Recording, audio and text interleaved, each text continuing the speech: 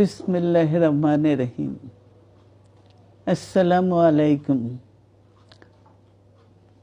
দীর্ঘদিন অসুস্থ থাকার পর আপনাদের সামনে কথা বলতে পারার জন্য আল্লাহর কাছে শুকরিয়া আদায় করছি।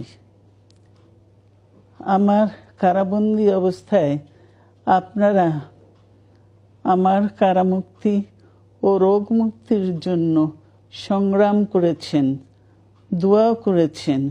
সেজন্য আমি আপনাদের সকলকে ধন্যবাদ জানাচ্ছি। দীর্ঘ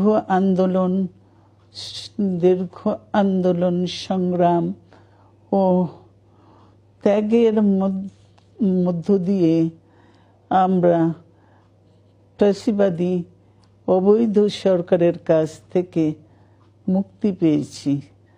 আমি আন্তরিক ধন্যবাদ জানাতে চাই আমাদের বীর সন্তানদের, যারা মরণপণ সংগ্রাম করে এই অসম্ভবকে সম্ভব করেছে।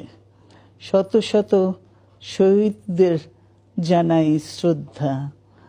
এই বিজয় আমাদের নতুন সম্ভাবনা নিয়ে এসেছে।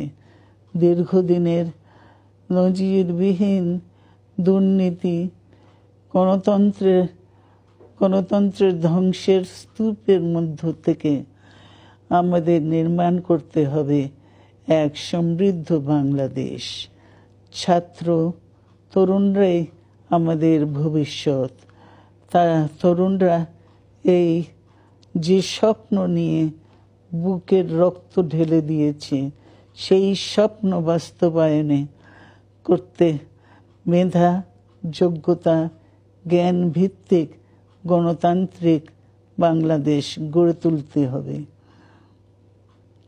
শোষণহীন সমৃদ্ধ বাংলাদেশ। সকল ধর্মের গোত্রের অধিকার নিশ্চিত করতে হবে। শান্তি,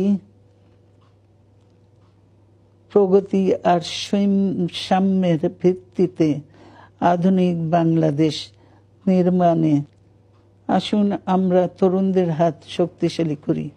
ধ্বংস নয়, প্রতিশোধ নয়, প্রতিহিংসা নয়, ভালোবাসা, শান্তি ও জ্ঞান ভিত্তিক সমাজ গড়ে তুলি।